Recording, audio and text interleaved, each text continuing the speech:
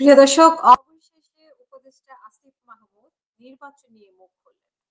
নির্বাচন নিয়ে এর আগেও কথা বলেছেন, তিনি নির্বাচন করবেন, সময় মতো পদত্যাগ করবেন।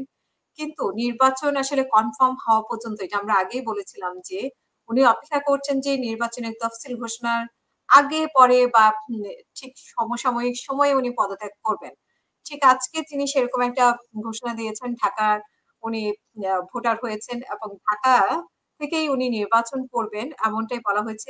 ঢাকা ১০ আসন থেকে নির্বাচন করবেন এবং উনি আসলে কোন দল থেকে করবেন কিনা সেটা এখনো পরিষ্কার করেন নাই। কিন্তু অনেকেই বলেছে যে উনি আসলে এনসিপি থেকেই নির্বাচন করবেন। এটা মোটামুটি ধরে নেওয়া যায়।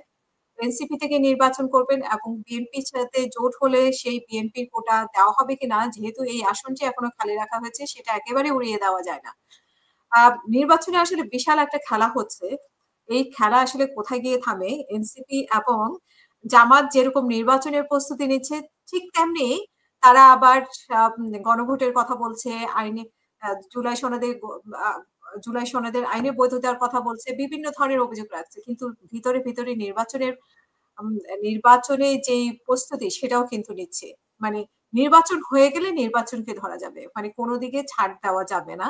সেরকমই আমরা দেখতে পাচ্ছি এবং উপদেষ্টা আসিফ মাহমুদও সেটাই সুযোগ খুঁজছেন। আসলে সবাই সুযোগ সন্ধানী। যেটাতে যাবে সেটা যাতে ধরতে পারে।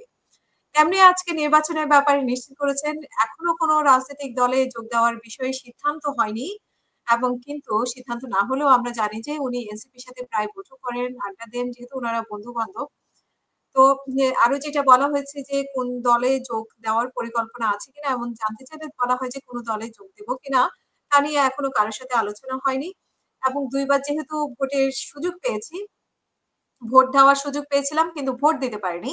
আগামীতে ধানমন্ডিতেই থাকার ইচ্ছা এবং সেই কারণেই ঢাকা ১০ এর ভোটার হয়েছি এবং ঢাকা ১০ আসনটি ধানমন্ডি, নিউ মার্কেট, কলাবাগান ও হাজারীবাগ থানা নিয়ে গঠিত।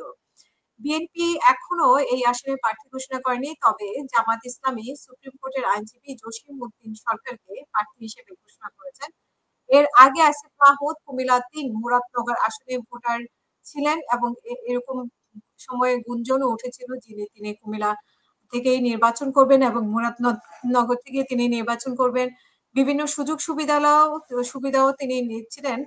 মানে মুরাদনগরকে করে দিয়েছেন একটা প্রজেক্টের কথা আমরা আলোচনা করেছিলাম। আমাদের এখানে নিউজ করা হয়েছিল।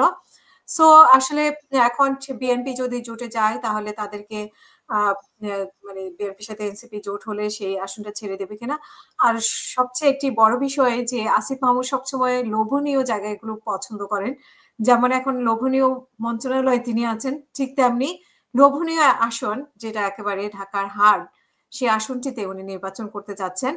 আর সরকার থেকে পদত্যাগ করে ঢাকা থেকে এই জাতীয় নির্বাচনে অংশগ্রহণে নেওয়ার পরিকল্পনা জানিয়েছেন স্থানীয় সরকার উপদেষ্টা আসিফ মাহমুদ সজীব ভুঁইয়া এবং পদত্যাগ প্রসঙ্গে তিনি বলেছেন, কবে নাগাদ পদত্যাগ করব সেটি সরকারের উচ্চ পর্যায়ের সঙ্গে বসে সিদ্ধান্তের উপর অনেকটাই নির্ভর করবে। আলোচনা করে সেই বিষয়ে দ্রুত জানানো হবে এমনটাই বলেছেন এবং ঢাকার ১০ আসনে ভোটার হওয়ার আবেদনের প্রক্রিয়া সম্পূর্ণ করার পর সাংবাদিকদের সঙ্গে তিনি এই কথা বলেন এবং তিনি আরো বলেন যে আমি ভোটার হওয়ার পর ২ টি নির্বাচন ছিল ২০১৮ এবং ২৪ এবং আবার আমরা সবাই জানেন যে এখানে কেউ ভোট দিতে পারেনি।